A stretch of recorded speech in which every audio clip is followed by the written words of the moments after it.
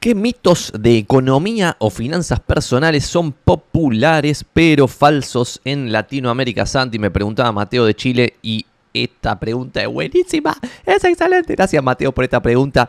Creo que estuve pensando al venir para acá tres cosas para simplificar. Hay una guasada de mitos que son falsos. El otro día veía que una persona comparaba un sueldo de hace 10 años con un sueldo de la actualidad y me quería pegar 14 tiros porque decía esto de loco. ¿Cómo no te das cuenta viviendo en un país zarpadamente inflacionario que no se puede comparar números nominales del pasado con números nominales del presente? Tenés que comparar poder de compra real y para eso tenés que desinflacionar los números. Y a pesar de que vivimos en Argentina, y esto lo estoy diciendo como antes de empezar con los tres mitos de los cuales voy a hablar, de los cuales estuve pensando, ¿cómo puede ser que viviendo en un país inflacionario y en muchos momentos hiperinflacionario, creamos que el dólar o la libra esterlina o el franco o lo que sea son monedas estables? Toda la moneda del mundo pierde en su valor. Todas. Por lo tanto, si vos querés protegerte de la pérdida de valor y no ganar guita, lo mínimo que tenés que hacer es ir a activos reales y no quedarte en monedas, en divisas, sea cual sea. Y no me vengan con el chamucho ahora de la cripto, porque la lógica es la misma. Si alguna cripto de todas las que existen termina siendo una moneda que se usa como moneda, lo que va a terminar pasando es lo mismo que todas las monedas. ¿Por qué? Porque cuando se use Bitcoin va a salir Bitcoin 2 y va a haber más oferta de moneda, porque tenemos incentivos nefastos. Ojalá que eso cambie con las cripto.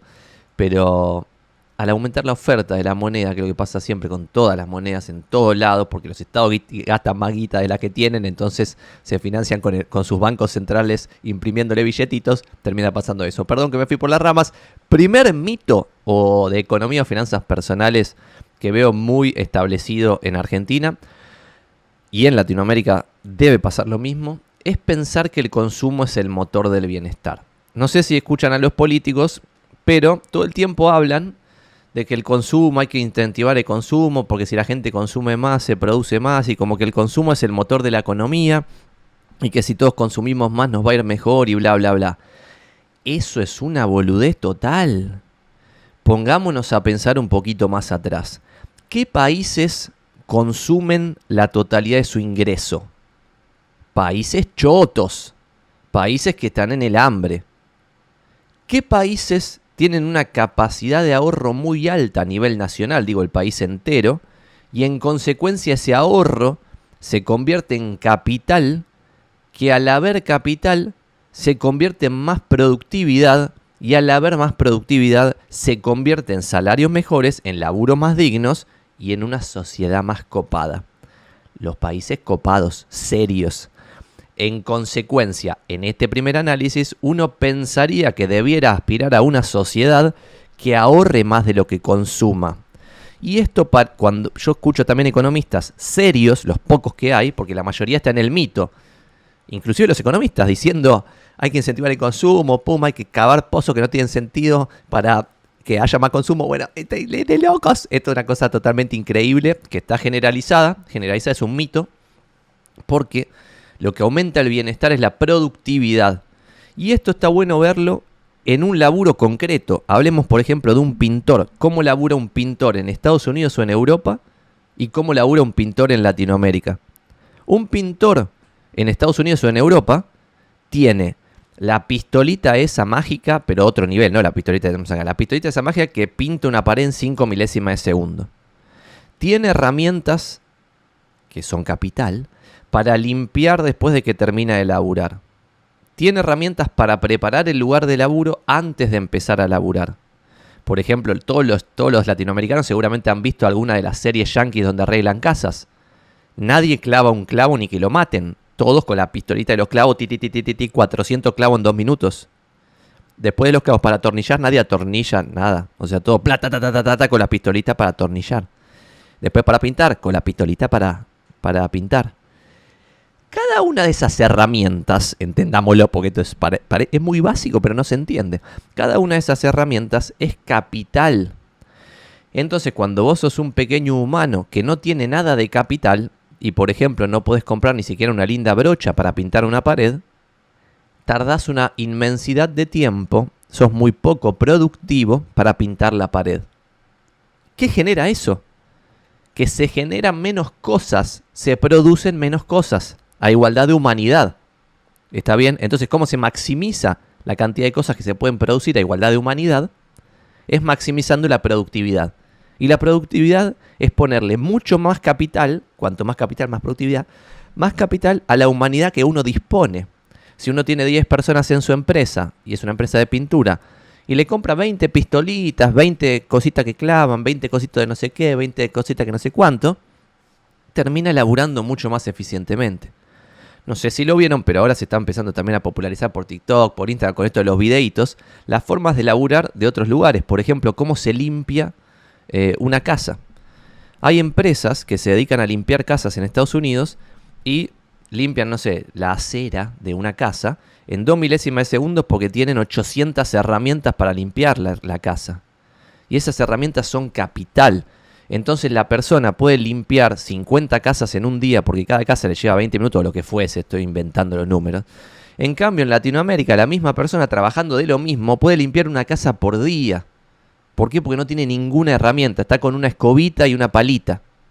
¿Está bien? Entonces acá hay un tema cultural heavy metal en pensar que el consumo es el motor del bienestar. El motor del bienestar es la productividad.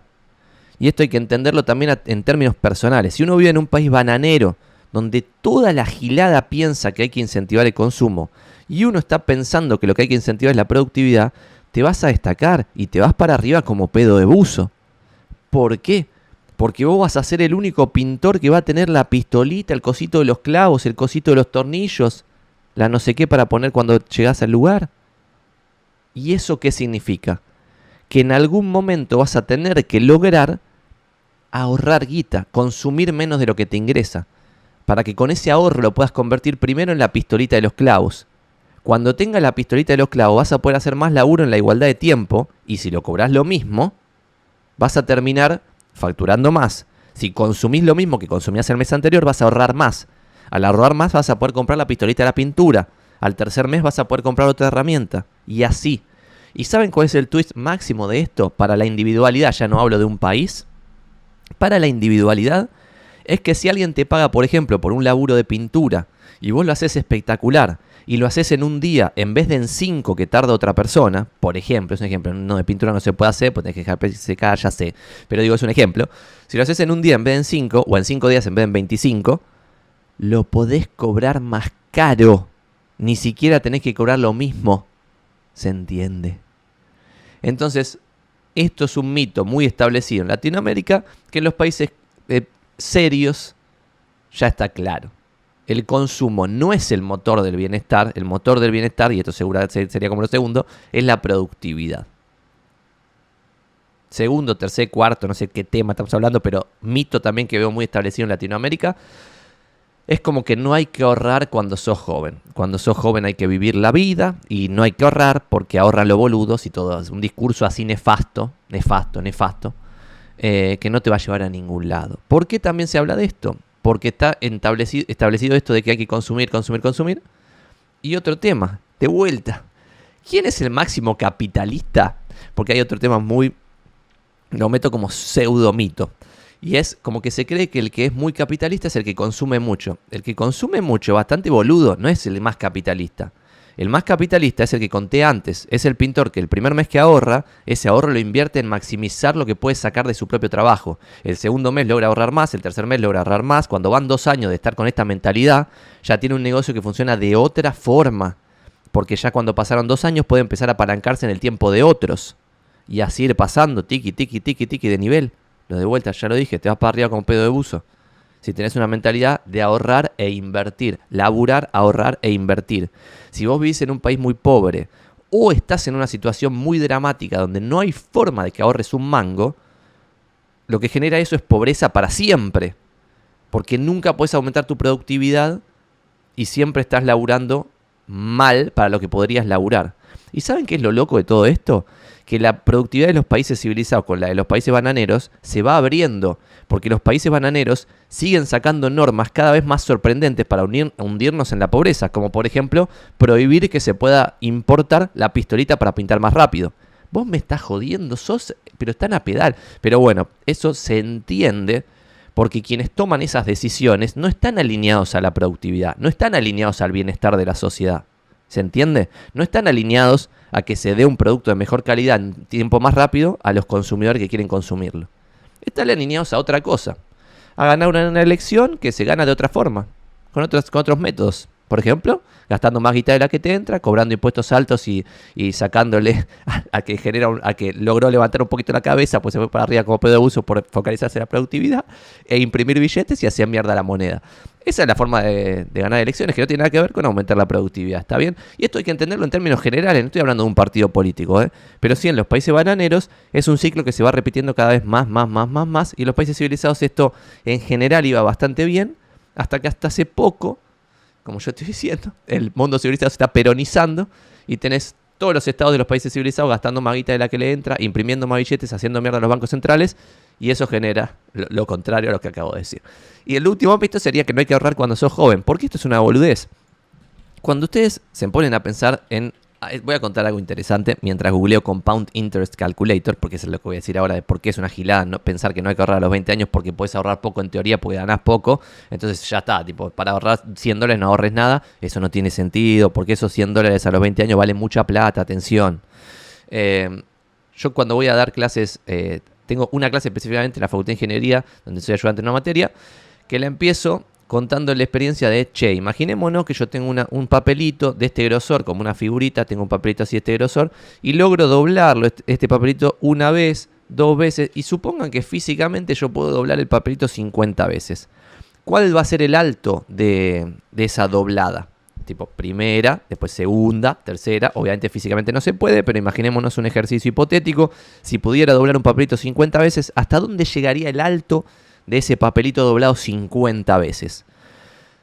La gente en general se divide en los que intuitivamente se dan cuenta que en cada doblada duplicás el alto del papelito, entonces no es lo mismo poner 50 papelitos uno arriba del otro, como tengo acá por ejemplo en este pilón de figurita, que debe haber más de 50, y miren lo que es, no es nada, porque es uno arriba del otro, está bien, sería como interés simple, voy cobrando un interés, lo pongo cobro otro interés, lo pongo ahí, cobro otro interés, lo pongo ahí.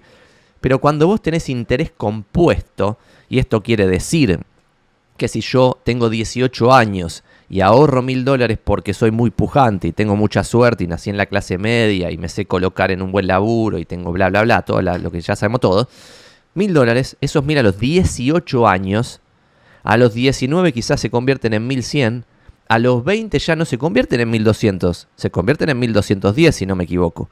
Y ahí van creciendo 10% anual cada año. Y ahí entra lo loco, que inclusive los que nos damos cuenta del poder del interés compuesto, del poder zarpado del interés compuesto, de que se calcula el interés sobre el interés anterior, inclusive dándonos cuenta de eso, no podemos intuitivamente calcular un número cuando tengo que decir, en 30 años al 10% anual, ¿en cuánto se convierten mis $1.000? Ya no lo puedo calcular, porque ahí hay una potencia en la fórmula muy grande, entonces se me rompe el cerebro y no la puedo calcular, no llego a la intuición. Entonces cuando la persona piensa, tengo este papelito que tiene medio milímetro de espesor, medio milímetro, esta figurita tiene medio milímetro, cuando la doblo tiene 1 milímetro, después 2, 4, 8, 16, 32, 64, 128, 256, 512, hasta ahí llega mi cerebro. Y después de 512 milímetros, que lo llegué a calcular haciendo esa cuenta en 2 milésimas de segundo, ya no me da el cerebro para seguir calculándolo. Obviamente un par de veces más sí, pero después ya se rompe el cerebro y se sea un superdotado mal. La respuesta de ese ejercicio de doblar la hoja 50 veces es que el resultado es la distancia de la Tierra a la Luna. Y ahí yo repregunto, ¿y si lo doblo 51 veces? Y ahí ya algunos sí, le responde bien, que es, en vez de 50 veces doblado, 51 veces te va a dar la distancia de la Tierra a la Luna, ida y vuelta. Y sí, porque estás duplicando en cada vuelta. ¿Se entiende el poder del interés compuesto? Entonces, ahorrar cuando vos sos joven es importantísimo, no importante. No es que es intrascendente, es importantísimo. Pongo acá una herramienta que la ofrece investor.gov, un sitio web del estado yankee, donde uno puede poner Initial Investment, supongamos $1.000, como dije, a los 18 años, Monthly contribution, supongamos que por mes pueden ahorrar $100. Estos $1.000 los ahorraron, no sé, en su bar mitzvah, en su cumpleaños, en lo que sea, que fueron teniendo plata mientras eran chicos. Después empezaron a laburar, como vivían con los viejos, ahorraban todo el ingreso, entonces tuvieron $1.000. Después ponen $100 por mes y length in time, supongamos que de los 18 hasta los 48, que siguen siendo jóvenes, pasaron 30 años. Estimated interest rate, 10% anual, que no cambia el interés, compongo de forma mensual, calculo este número y acá se caen de culo, más o menos se caen de culo todos. Pero en 30 años vos tenés $245.000. ¿Está bien? $245.000 empezando con 1.000 y ahorrando $100 por mes. Algo muy lograble. Y cuando vos ves esto, en vez de interés compuesto, interés simple, serían $100 por 12, sería en un año 1.200. En 30 años, 36.000. Más los 1.000 iniciales, serían 37.000. En vez de tener 37.000, tenés 245.000. ¿Se entiende esto? ¿Por qué? Porque lo que va pasando es que en el año 1 tenés 1.000, en el año 2 tenés 2.361 en vez de 2.200 que pusiste. En el año 3 tenés 3.865 en vez de 3.400 que ahorraste. En el año después, cuando pasa un año más, tenés 5.526 en vez de 4.600. Voy pasando. En este gráfico que estoy mostrando, la línea verde es lo que ahorraste y la línea azul es lo que tenés. Y acá la gente no llega a intuir esto. Pero en el último año vos contribuiste con $37.000, pero tenés 245.000. En el año anterior vos habías contribuido con 35.800, pero tenías 221.000. En el año anterior vos habías contribuido con 34.600, pero tenías 199.000. Y esto es al 10% anual. Dejo de compartir pantalla. El 10% anual es una renta obtenible. Es una renta que cualquiera de nosotros puede llegar a lograr.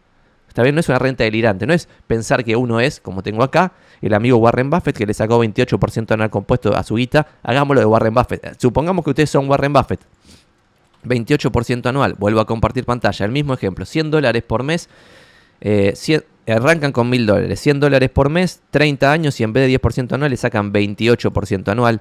La magia delirante es esta. Y se caen de culo ahora sí. $21 millones a los 30 años.